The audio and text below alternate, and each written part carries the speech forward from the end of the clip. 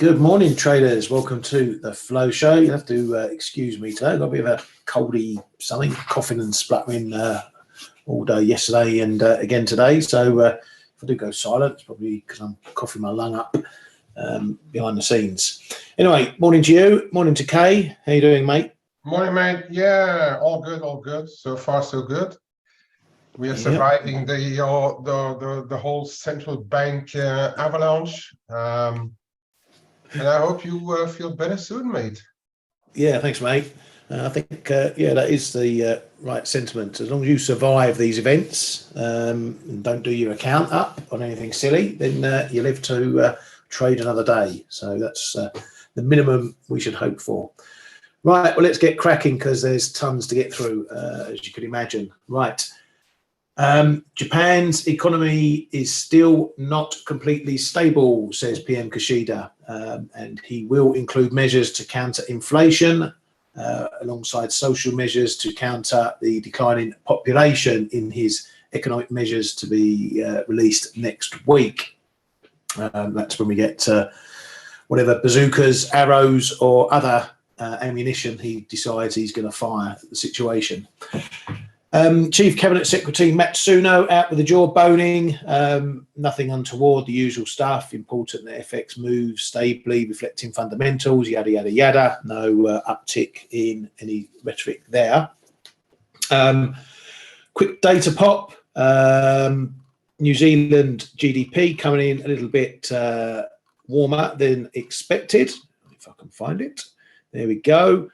Quarter 0.9%, a nice beat there. Same with the year-on-year number, a nice beat there. There's got a few commentators thinking that a hike might be floating near the table, let's call it that, next time the RBNZ come to meet. Central banks galore again this morning. The SNB surprised by keeping their rate unchanged at 1.75%.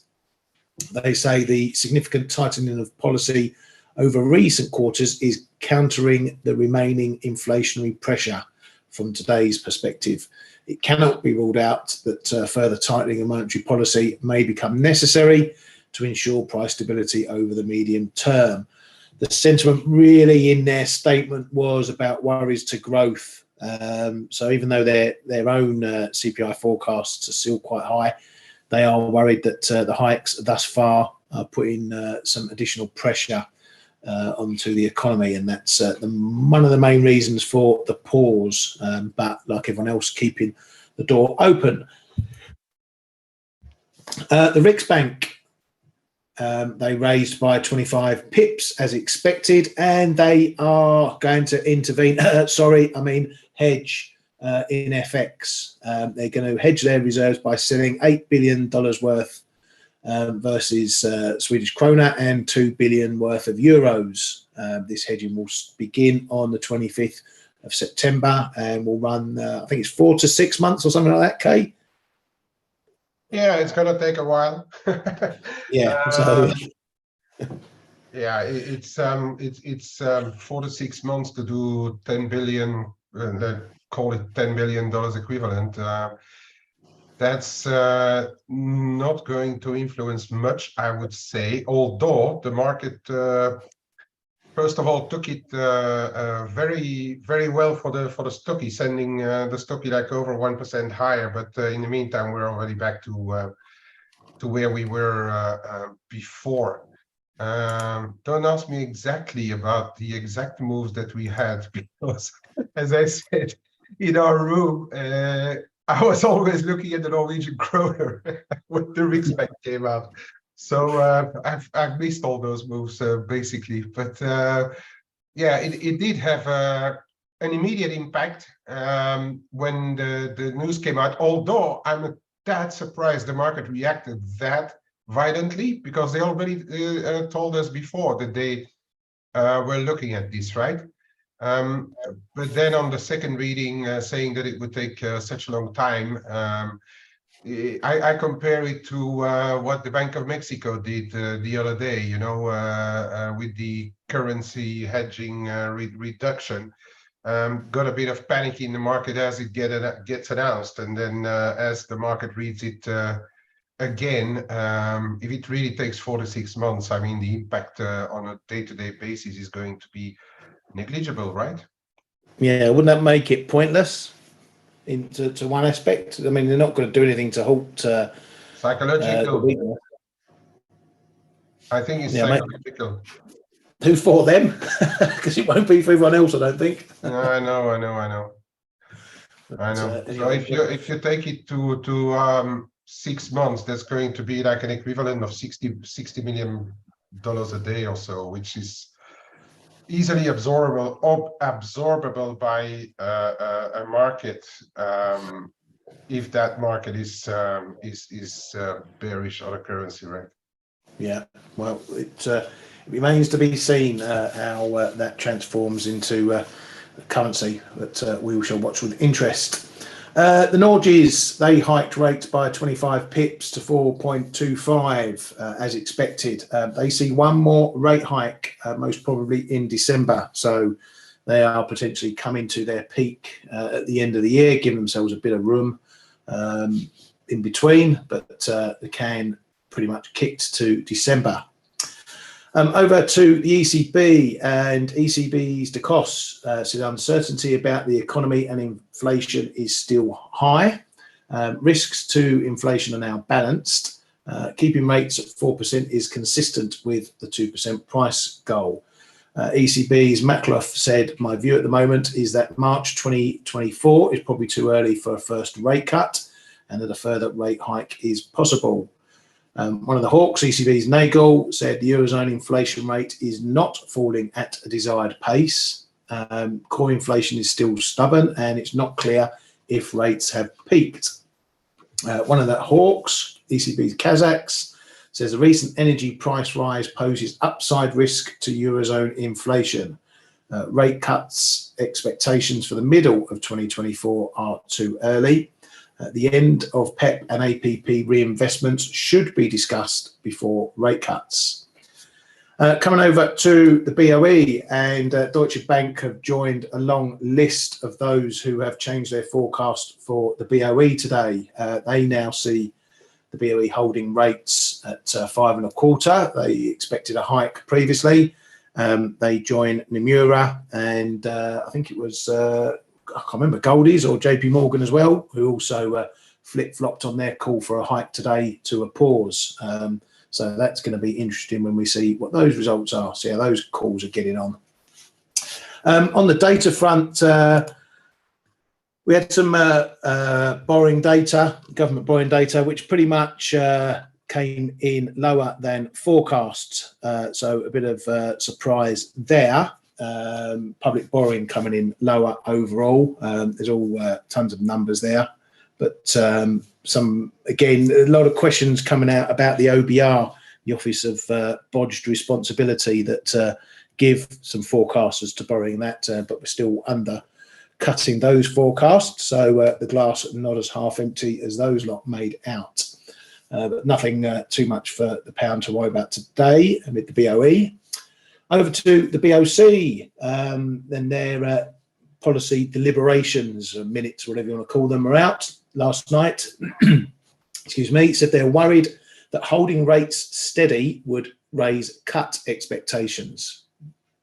It's a little bit of a hawkish slant there. They didn't discuss a rate cut at the September meeting, and tighter policy should remain a potential option. So still a little bit more of a hawkish lean from the BOC of late. Over to his nibs at the FOMC. They kept rates unchanged at 5.25 to 5.50 as expected. And what we got was that shift up in the dots that we were looking for. They report nowadays a sort of medium average view of those. So for 2023, which is of little interest, they kept those at 5.6%. So this is the official's medium view of the Fed funds rate at the end of this year. 5.6% is where they see the rate. So it still prices in another hike in those terms. 2024 jumped up. The median went to 5.1 from 4.6. So that was the big shift up we were warning about in the 2024 projections. 2025 got shifted up somewhat as well, 3.9% versus 3.4% previously. We also got the first 2026 numbers, which came in at 2.9%. That's an early look at the dots for that year, not too much of a concern at the moment. The longer run numbers stayed unchanged at 2.5%. This is an area I was looking at as a sort of a byline story to see if they would indicate about whether the neutral rate was coming up. And that was actually something that Powell mentioned in his comments, which I'll go through now. He said they're squarely focused on the dual mandate, and the dual mandate is stable prices and maximum employment, not growth, not anything else. Obviously, they look at it, but that's their mandate, stable prices and maximum employment. It says the Fed has covered a lot of ground, but yet to feel the full effects of prior hikes. We can proceed carefully and are in a position to proceed carefully on firming rates. The decisions are to be based on assessments of data and the risks. Real GDP growth has come in above expectations. Consumer spending particularly robust. Activity in housing has picked up, although maybe you didn't see the housing numbers earlier this week. Higher rates are weighing on business investment. Nominal wage growth has shown signs of easing. There's a long way to go in the process of reaching 2% inflation. They decided to hold rates in light of how far we've come. Holding rates does not mean we've reached the stance we seek, though. Must see progress before the Fed's ready to reach conclusion it's sufficiently restrictive. But on a further hike, wouldn't attribute a huge importance to one hike. And it's plausible that the neutral rate is higher than the longer run rate. That's that 2.5% I pointed out earlier. So pretty much, if you look through all the comments, it was usual, give with one hand, take with the other, one hand hawkish, one hand dovish, all the way through the presser. So giving reasons why they might hike and reasons why there's risks they won't. So pretty much another line walking performance by Powell, Kay. Yeah, oh yeah, definitely. But it's what I was saying, and if we rewind a little bit what he was saying, or revisit what he was saying, it's one of those meetings. I thought it was somewhere a strange one. Okay, it's a hawkish hold, right? That is that's a fact. All the dots came up. They concentrated as well, which is adding to the hawkish side of it. But then, yeah, I think the market needs to again, and we are seeing it in what's happening in the dollar, in the yields, in the equity market. So that's one thing. On the other hand, I don't know, but there's several questions during the press conference where we did not really elaborate on stuff. He looks to be a little bit. He looked at times a little bit annoyed.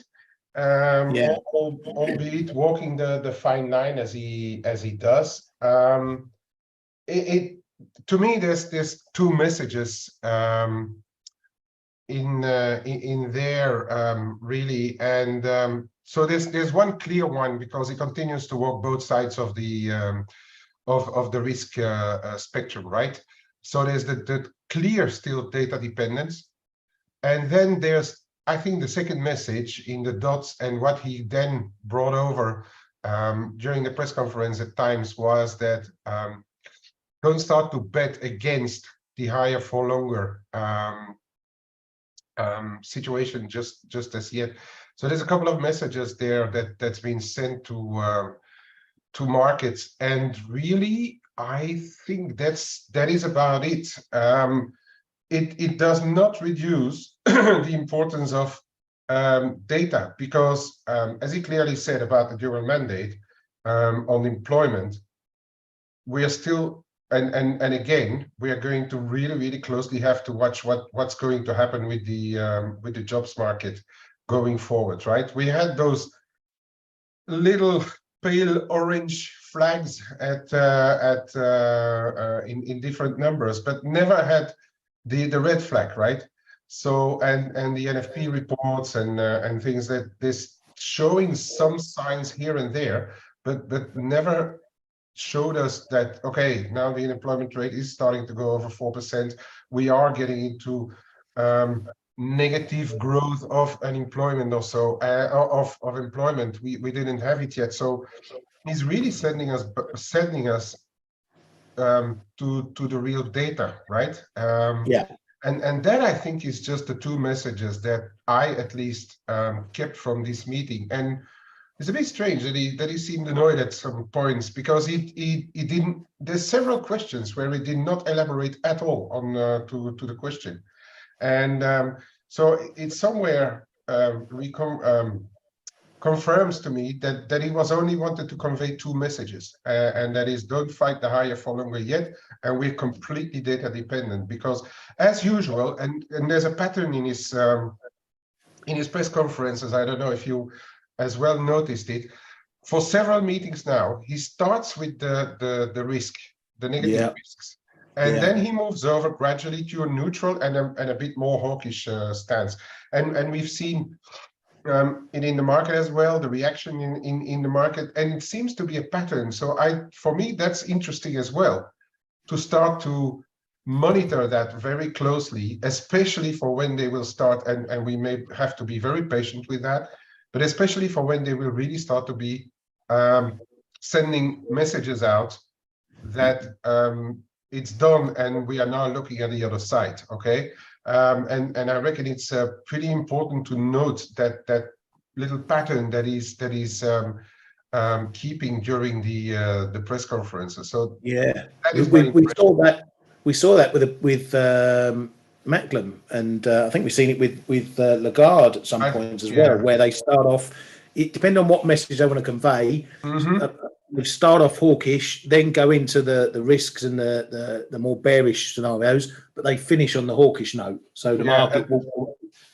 And the thing is, there's a bit of differences in their pattern between Macklem, Lagarde, and Powell, perhaps, but it is, and I think, well, I mean, it's subtleties, but it will make the market move, right? When the pattern changes, or the wording to that thing changes. Like I assume that when Powell will go more dovish, that negative part of his press conference is going to last for a lot longer than it does now, because it really lasted for 3-4 minutes, and then he went over to more to the neutral side, and then perhaps rates in the long term need to be higher than expected and stuff. But it's a very interesting pattern, and but for the rest, really, I think two messages there, and that's how I'm viewing this meeting. Wasn't expected to hike, data dependent, and higher for longer, and that's it. Yeah, I mean, it's been a bit of a surprise, because when I woke up this morning, a lot of the headlines are saying, oh, this higher for longer message. This higher for longer message has been there all the time. It's almost as if the market hasn't really been listening to it, and needed this shunt in the dots to finally nail that home. So, those of you who've been watching the Flow show for long enough know we've been banging on about that message that central banks want to keep that in there, so that if they do come to the end of their hike cycle, the market doesn't undo all that work by getting overly dovish.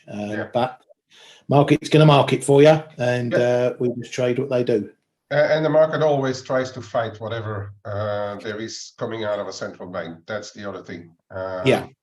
It's always like finding something wrong in something, but really, and that is something that I want to tell our audience as well, is that don't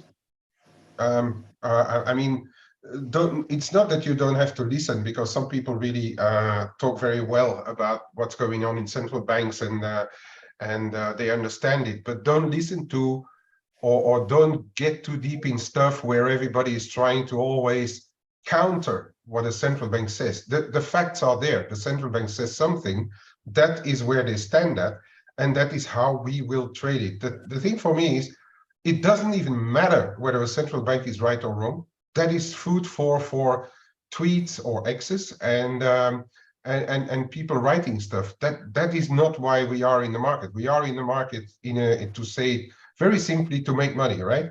And Yep. it doesn't matter whether a central bank is right or wrong. And to me, the only thing that matters is there a trade in what they are saying. That's really the only thing that matters. To Yep. get to your trade, you have to form your bias and understand what's going on and understand a bit of fundamentals, and then the text, look at your levels and stuff. But it doesn't matter whether they are right or wrong. To me, not at all. I've been in the market for 40 years. If you think it matters if they are right or wrong, you are always going to counter trade. And that is usually not something where you really build your portfolio on. Yeah. You know, the saying, don't fight a central bank, is there for a reason. If a central bank says it's going to do something, it's going to do something. Whatever consequences that may lead to, or you may think may lead to, is irrelevant. If that's what they're going to do, that's what they're going to do. Where you want to listen to the market is what it thinks the central bank is going to do. You know, we've seen it very clearly these last couple of weeks. You know, look at the ECB. The market was pricing a 30% chance of a hike the week before. By the time we got to the ECB, it was a 70% chance. And they got it right on that basis in the end. So you need to know, and we always say it, you need to know what the market is thinking, which way it is leaning going into a central bank, because that's where your trade is. The market thinks dovish and the central bank is hawkish. Well, that's the trade. And it's the same for the Bank of England today. You know, pretty much nailed on for a hike, 70-80% probability of a hike before the CPI data. Now we're running at 56-57%, pretty much 50-50 over whether they hike or hold. And so now you know the market's leaning. It's a coin flip. On balance, the Bank of England should be hiking. They've signalled it long enough that another hike is possible, and enough Bank of England members have touted this meeting as a potential hike. So you've got to side with the central bank. The risk is still if they don't hike, which will play into, you know, what the market's thinking. But there's also it's a bit more balanced now. So you might see a reaction on both sides, whether they hike or hold. Whereas if a market is heavily one side, the price risk is the other side. So anyway, Bank of England, let's get stuck into it. So there's several things to consider here. Right. First and foremost, do they hike or do they not? Okay, we won't know until the number drops. The large, economists still saying that they hike 25 pips. The votes are going to be important, and already I'm seeing a bit of divergence here. This calendar has the votes at 7-2 in favour of a hike. Looking at Reuters, it's 8-1, the same as last month. Now, again, it's all about messages. We're still in the same boat. If they hike now, they're likely done, okay? And then the market's probably going to do a similar thing to the ECB. You might get a knee-jerk higher in the quid, and then maybe it reverses because, on balance, the BOE isn't going to be uber hawkish if they're pausing on rates. On the flip side, if they hold, then I expect it to be sounding like a bit of a hawkish hold, because they'll keep the message in there that they are going to keep hikes on the table just in case there's any risks down the line. So we're in the same boat as we were last time.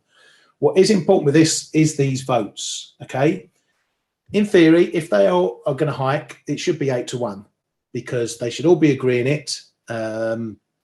If they're going to hike, then hike away, and they should all agree to it in the same number. You've obviously got this one dove who's been a dove forever. But what they can do here is they can send a message about that hike as well. If they hike and it's a more balanced vote, and I think something like 6-3 or maybe an extreme 5-4, which would be a more even vote, they will reinforce the hold, okay? Because now there's more members saying keep rates unchanged. So that will enforce the one and done, okay? Now an 8-1 vote might be construed a bit more hawkish, okay? Now on the flip side, If they hold, okay, it might be a close vote as well. It might be something like a 5-4, because again, they'll want to keep that message that there are still people who want them to hike rates. So that will enforce the hawkish hold side of things. So there's no press conference today, no economic forecast, nothing. It's just going to be a straight drop and the statement and what they think about it. So you really got to juggle up what to do in this one. Now, for the quid, we were having this conversation in the room, and it could be a bit messy. I think cable is a complete wild card in all this. Okay, I'm probably not going to touch it. Okay, I really don't know what this is going to do. Is it going to bust lower and carry on going, or is it going to pop up and hold or go high? I really don't know. I think there's better value trades in the crosses. I know this is Kay's thoughts as well, and we'll get his input as well. So maybe look at something like euro sterling, which is obviously a bit more of a slower moving beast. So you have a bit of time to maneuver in this one than you would perhaps in cable. Even pound yen, which you can look at from the BOJ perspective as well.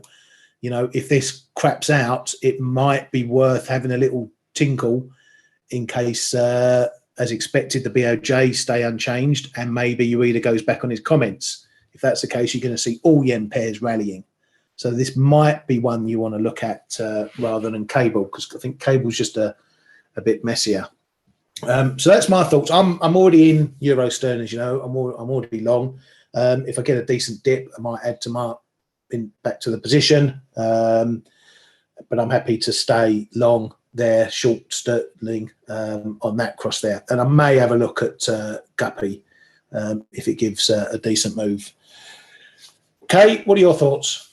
Yeah, I mean, I agree with you on the votes, of course. That's going to be. It's the votes in the BOE. You can compare it to the dots at the FOMC. Is not completely the same, of course, but it is giving a hint at who is leading which way. The closer the vote, I don't want to look too far in front, as you say. Like if they hold and it's tight, I think if they hold, it's going to be tight per definition, because there's still people wanting to be. If they hold, then it's I think sterling really gets hammered in the same at the time of the announcement, and then we need to reflect on where we are. If they hike, the tighter the vote, the less the market is going to like it, and likely going to hammer the sterling as well. But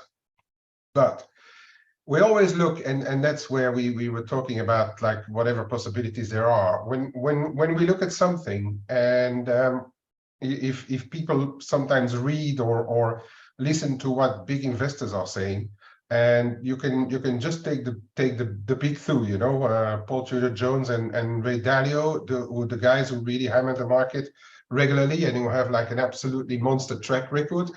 They always look, and I'm doing the same thing. They always look at what can go wrong, what can be wrong in my assumption that is going to happen. So I think if it's tight, yes, sterling gets hammered, and then do they hike or not? If they hike, of course they are going to be probably done. If it's like a 5-4 vote, even a 6-3 would already be. But I think the market is relatively expecting that. So it really would have to be a 5-4 to really send sterling lower, I think. But if they hike, we should think about something, is that if they hike, that's going to be a 5.5% currency. And if you look at the majors, that is the top end of the Fed funds rate. That is higher than the ECB. It's much higher than stuff like the yen and the Swiss, for instance. It's going to be roughly the same as the Kiwi. I think Kiwi is at 5.5, but higher than still higher than the Aussie. I know we are already at that level, but if you had another 0.25%, there may be some funding just coming into consideration, and people saying like, well, do we really want to send sterling a lot lower, not knowing what the next set of data is going to tell us? Because let's face it, the sterling cable has been hammered on two things.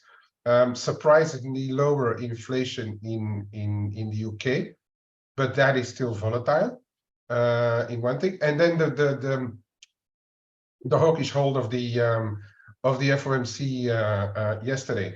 But now I'm not saying ball in the center 1-1 and we start the game again. No, I mean really sterling is feeling weak. If you look at the euro sterling and at cable and the sterling yen, but there is always this little risk that the market goes too short sterling, being a 5.5% currency now, and we get a spike back higher. So that is something that I'm really cautious about going into the Bank of England today. Yes, base case to me is still, and also the other side of the pair, if you look at the cable, the dollar is still well bid. Suffice to look at the US interest rates, for instance, and even the EU interest rates are also rising. So that makes sterling a little unattractive after that CPI. But we have to look at everything, okay? So I'm going to be very cautious. Played it on the short side in the cable, done me a load of good overnight as well. But I've taken most of the profit out and only keep a very small position short in the sterling, because I do not want to dismiss every eventuality. And if we get a real shakeout of cable today, I might just take it back and perhaps look at something else in the sterling. And as we've already been saying, if it's we have to look at what the Bank of Japan and perhaps that brings us to the Bank of Japan then a little later will be doing. Yeah. But stuff like sterling yen may bottom out. Stuff like sterling Swiss may bottom out, for instance, and that in turn may actually put a little bit under the cable if people start to think about that. So just keeping every possibility open on this one. It may get a little messy over the Bank of England. Yeah, and GUP is pretty much in the same situation as dollar yen, where it's going to cost you to sit in shorts for too long. So you know that's the factor you're highlighting there with the carry as well, and why it would encourage more people to be long. So yeah, I think this one is a good one to look at to run into the Bank of Japan potentially if you get a decent dip, because then you're going to be on the right side potentially for the Bank of Japan, who aren't going to change anything at this meeting, and the only risk is if they do change a bit of language. And on that, I'm not too sure about, but it is a risk nonetheless. But so is any pair you trade. So it's all about managing your risk as you get in. Horatio asks, can a hawkish hold support the pound significantly, or would it give a better opportunity to short at better levels? Again, it depends on what you want to short it against. You know, if you want to short it against the yen, well, you face the risk of the BOJ staying on easy street. You know, that's why I like euro sterling. It's not costing you a lot. Yeah, there's a bit of divergence between the two interest rate jurisdictions, but it's not a massive cost, and there's less volatility in it. So you can play a bit of a longer game there. If you're just looking for a smash and grab trade, then yeah, you can go with your cables and everything else. So I don't see any scenario where we get a huge move either side that's not just a knee jerk. For example, you know, I can't see us dropping 300 pips in cable. But what I would say about cable, if you look at the longer term chart, we've had 9 months of it going nothing but up, and now we've got just over 2 months of it going nothing but down.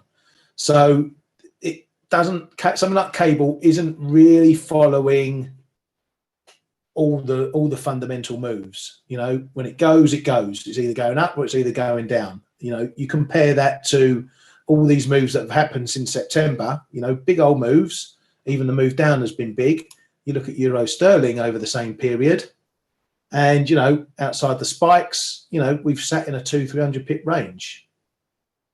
You know, so this is why you can take out the volatility. So cable can move, obviously. Will it change this trend? I don't know. Will it add to it? I don't know. Cable's going to go where cable's going to go. So it's up to you where you want to get in. Yeah, obviously you can still short, irrespective of the cost, you can still short currency. For the moment, you'd have to side with being the short side of the pound generally. So if you do get a decent pop, you know where the levels are. We got 124.50, we got 125, 125 and a half. You know, and just see what's developing here. We've got a bit of a development around 123.50 now. So the half numbers and the big figures are what you're going to be looking at. But yeah, you want to be looking at smash and grab at the moment for these. Right. So that's the Bank of England out of the way. What about the Bank of Japan? I'll keep it fairly brief, as I've already pretty much mentioned my thoughts. No change to policy at all. And really the only important factor is what he either does or says about his prior comments. I think the bigger risk is that he dials them down a bit, pushes back a little bit over how the market interpreted them last time, which is going to lead to yen weakness. The risk, the big price risk, is if he says, no, I meant what I said. We're looking at ending negative rates by the end of the year, fiscal calendar or otherwise. And there is a possibility. And then the market is going to be buying yen on that again. But I think that's the low risk nevertheless. Your thoughts, Kay? Well, as usual, there's people expecting, well, half expecting that they may actually do something over the week meeting, but all the comments that we had from the Japanese officials were, we are going to wait until we see what's happening with data, especially wages and et cetera, et cetera. So base case is they don't do anything, and then it's all about wording. Now, there could be a case where he says that we have relaxed the rules on the YCC, and if you look at the JGBs, they're gradually ticking up. Yeah, we are at 76 BPs right now in the tens. I would expect that to continue to gradually grind higher, also because the rest of the yields are rising elsewhere. But then it's going to be exactly what Ryan said. We need, and he should, explain what he said about a week or so ago, and especially regarding the interest rates, not only YCC, but regarding the interest rates. And if he gives us anything to rely on for when he thinks that interest rates are going to move out of negative territory, because they're still at minus 10 BPs, the official interest rate. So he may give us a hint. Some banks are calling that he may actually put them to zero and send a message to the market overnight on okay, we started to normalize now. But it's not the base case. If that would happen, then I reckon we find dollar yen, just to name the major pair, we find dollar yen 200 points lower after the Bank of Japan meeting. But if he doesn't give us anything, then it's got 150 written all over it, right? The thing, what I think the most plausible scenario is now is that the yen is likely going to maybe see a bit of a bid coming in because of the uncertainty of what he could be saying, and if he really clarifies and tell the markets that we are not far from moving on interest rates. So I can see a little bit of yen strength perhaps today, perhaps. But then it's all over to the Bank of Japan. If he doesn't say anything, then we are going to have the same scenario as we had over the July meeting, and that we print a low into and over the Bank of Japan meeting, and then afterwards we just take the other way. That is sort of what I would expect as a base case that is going to happen, especially if you look at the dollar being bid versus most currencies right now. So base case is a little bit of speculation into the meeting, bit of book handling, managing, could drive the yen a little stronger over the day, and then really open question, but base case is that once the meeting is over, we're going to take the other side again, and the yen to weaken again. I'm also wondering if this is going to be a bit of a can kick because Kishida's going to be unveiling all those measures next week, and we'll get numbers on them, and what it's going to cost, and thus what they may have to borrow, and thus what rates they may be borrowing at. Yeah. Do you think that's going to be a consideration for the Bank of Japan? I am 100% convinced that is why it's all going so slow. And you know my view. I've been repeating it like an old record. I think that first line when he took over from Kuroda, between them and between him and the government saying that they are going to closely work together, I think that killed all expectations for them to move really rapidly. Trapped? Yeah, the market can perceive it like that. Sponsoring government finances? Definitely. Those guys are in MMT since 10 years already, since the big quake. And that is still what holds me back from even considering of buying yen for a longer term, is because it's going to go so slow. So it's really going to be a case. Is he going to surprise us at one day moving those rates? Possible. But my case is still that for me to start to buy yen anytime is that the rest of the world falls apart around it, and that we get global recessions, especially in the US. Europe is not far from it. Sterling, UK can get into one as well. China is likely in one, but they will never show it. So I mean, if the rest of the world falls apart around Japan, then it's probably time to buy yen outside of Bank of Japan considerations. But for the rest, I think it's going to still be a slow process, just because of the cooperation between the Bank of Japan and the government. Yeah. Prove me wrong, Mr. Ueda. Prove me wrong. Well, even if it does, we can still make money from it. So that's a good thing about being a trader. Yeah. Well, speaking of dollar yen, we've had this break again, breakette, let's call it. It did start yesterday, getting up, getting up through this heavy resistance zone and cracking through 148. Then obviously we had a secondary move, which got up to a level which was just one of the prior highs off that area when we were up at the 152s. But it's washing out a bit again. We're seeing a bit of a pattern going on, just as Kay said, coming into these next Riksbank events, people taking a bit of money off the table.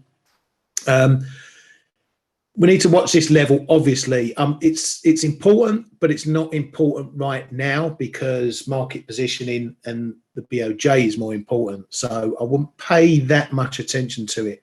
After the BOJ, depending on where we are, it could be important again. If we're, up at 149, it's going to be a really important support point. If we're back below 148, down towards 147s, it's going to be a big resistance point again. So it may not mean nothing now, but it may mean something later.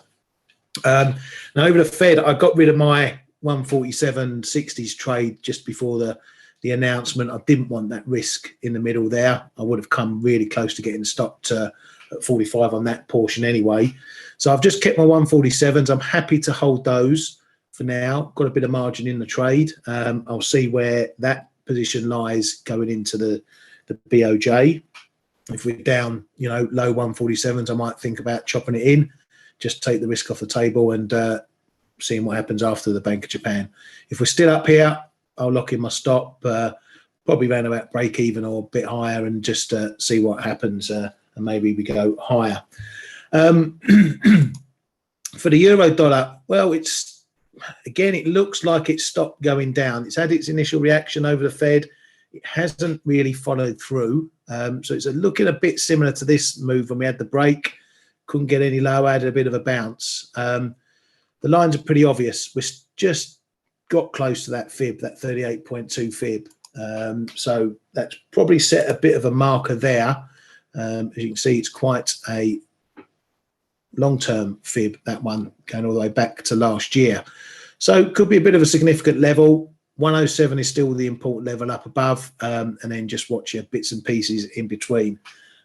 So again, this needs to follow on. If it doesn't follow on through these lows and through 106, then maybe we are going to have a bit of a bottom put in place. Doesn't mean we're going to rocket higher, but it could mean, you know, at least a move back up through 107, maybe even up to this zone 108. So I know Dale's looking for a potential ping back up to maybe 109, somewhere like that, which is possible. All these events, all these central banks, it's important where we're going to finish the week, because that will set us up for how excuse me, for how we go forward. Dollar CAD. This was another one. I folded my longs, the balance of my longs yesterday, because into the Fed we were trading around the low 134s, and again I didn't want the risk. Not the greatest move, but you know, you can only make the decision you do at the time. We tapped that 134, 90s, 95s again over the Fed, and it's been north all the way after that.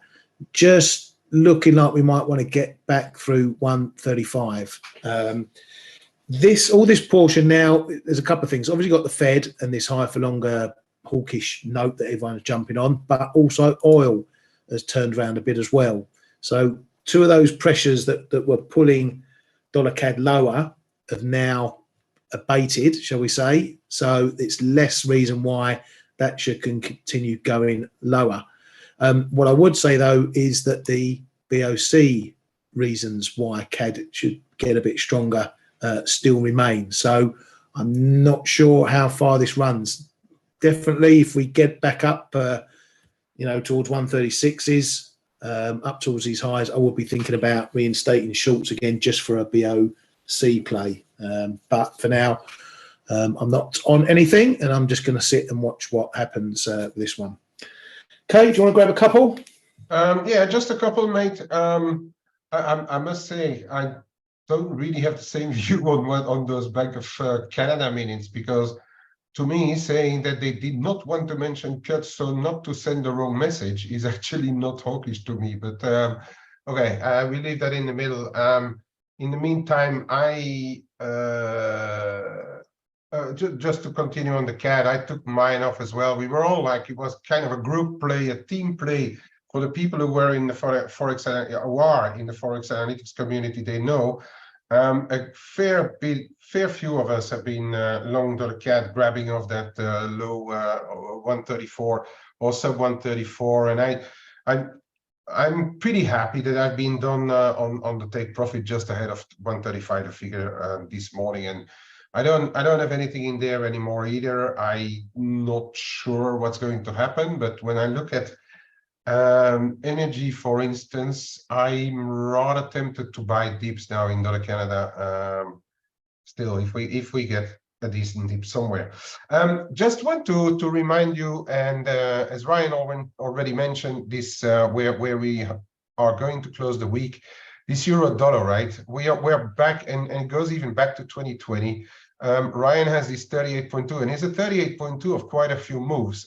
If you look at the move down from 123 to the lows, and then from the lows to the 112s, low 106s are really where the euro dollar is going to have to make a decision, and that's going to tell us perhaps tomorrow, because I think tomorrow we've got European PMIs as well, right? Yeah, the flash numbers kick off. Okay, here we no go. end of the events. Yeah, that's going to be adding a bit of spice to what's happening in the euro dollar. And then for the rest, I think it's built enough, never enough, but it's built decent resistances yesterday on the management of the books ahead of the FOMC, when we saw the dollar getting hammered a little bit, and now we are back to we held it in the Asian session, and that is important enough to me. So now this is really going to be decision time for the euro dollar around 106, because if that goes, then we are probably going to see a quick move back down to 105, 104.90, and why not even to the 50% of the latest move into of the medium-term move into low 104s. So that for the euro dollar. I really think we need to start closing above 107.30-35 to get more neutral. And if we start to get back above 108 here, this zone here, that is going to be needed in the more medium term to flip the euro around. Question from Ali. Why is the euro holding up? Crosses. There's only one word there, and that's crosses. If you look at euro sterling, if you look at stuff like Euro Aussie, for instance, I didn't even update my my screen, but look at the Euro Aussie. Really sharp rally from another probe to the lows yesterday. If you look at stuff like yeah, as I already said, like Euro sterling is pushing through. So I think it is just crosses on that holding up the euro dollar, and the relative, let's call it the relative still stable and hawkishness of Lagarde and Nagel was out again this morning. So that's going to be all of those things are in consideration. And look what happened. This is the short-term differentials. Even with euro, the short end rallying again after the FOMC, differentials are actually small tighter this morning. So that also is holding up the euro, if you look for reasons. And the rest, I think, is really because of that big technical level that we have in the low 106s in the euro dollar. Cable, to me, for the short term at least, is going to be relatively easy. Close or decisive move today is going to all depend on what's happening around 123.10, 20, 123 a figure. Figure 20 is really where the whole thing is going to be decided today. 123 figure 20. Stay below, then we are on our way, I think, to 121.80 minimum. If we manage to start closing the day above 123, then I would say that be careful, because there could be a little bit of a squeeze up to 124.5. Okay, I'm about to just go flat on the cable and see what the Bank of England brings, because I don't want to get caught up in too much of a stupid move. And the risk here is that the market may be a bit too bearish, although I'm still bearish, but it's always like the market always looks the most offered at the bottom and the most bid at the top, right? So I think there's a little bit of a risk. Okay, so that's why I'm just going to and I'm doing it right now. Actually, I'm just going flat on the cable and over to the Bank of England. That's basic. Oh yeah, Bank of Japan. I think here this 147 and a quarter. Look where we are compared to this one after the Bank of Japan. And again, I'm not ruling out that even into the Bank of Japan we might actually come and rest on this level, just because the uncertainty and because of the move that we saw pop here. This move, okay, this was a lot no, this one a lot bigger, of course, but I wouldn't be surprised that the market, yeah, you know, there's always a risk of this or that, and then we get similar move afterwards. Okay, so that is it. I'm if after the Bank of Japan, if they don't do anything, watch 148.80 and then 150. Okay, and I'm going to leave it there, Ryan. Yeah. There's a lot to talk about gold and silver and stuff, but I mean, we've already talked for quite a while. Yeah, and you know, people can always come and join us in the chat room if they want to talk in greater length and at their leisure, or else come and see us on Face.